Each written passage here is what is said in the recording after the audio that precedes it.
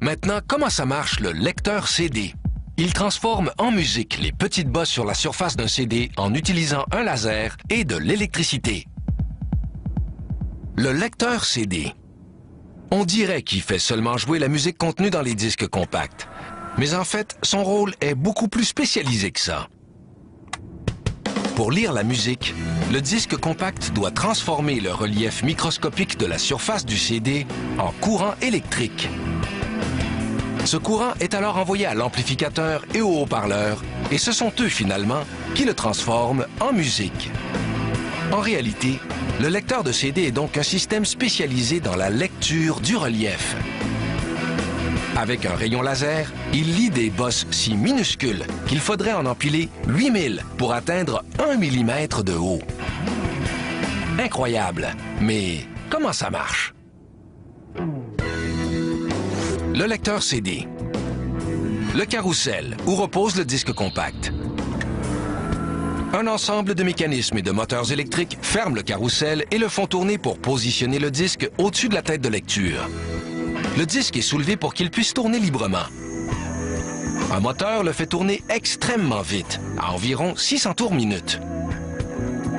La tête de lecture peut maintenant commencer son travail. Elle est faite d'une diode laser qui produit un rayon laser et d'un détecteur de lumière qui capte la réflexion du laser. Un circuit imprimé analyse ces réflexions qui sont ensuite transformées en courant électrique. Mais pour comprendre où trouver le relief lu par la tête de lecture et comment il est lu, faut détruire la machine.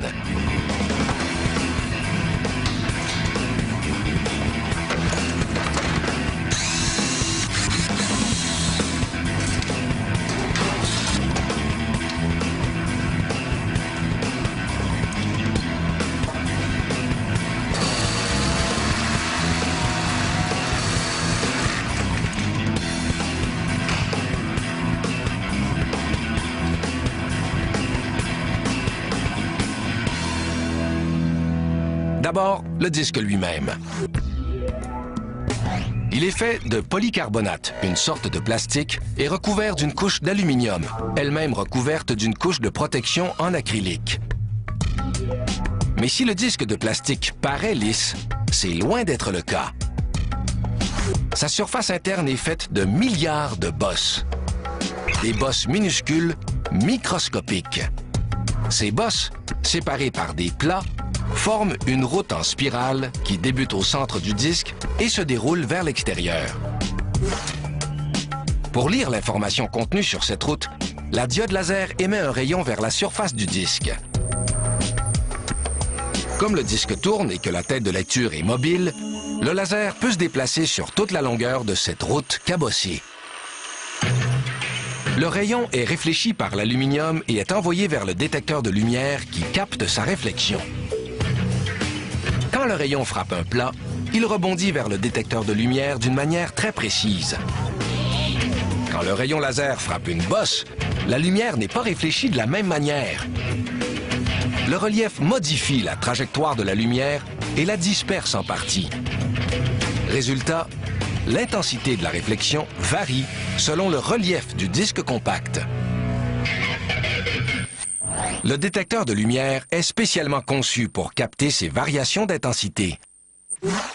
Le circuit imprimé analyse ces variations et les transforme en langage numérique, en bits, une série de 0 et de 1 qui représente le relief du disque, qui, lui, représente la musique encodée dans le disque compact.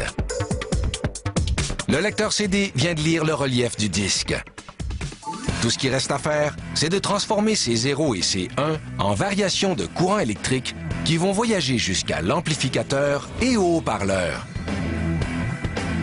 Voilà comment la lumière lit le relief, le transforme en courant électrique et, finalement, en musique. Le lecteur CD.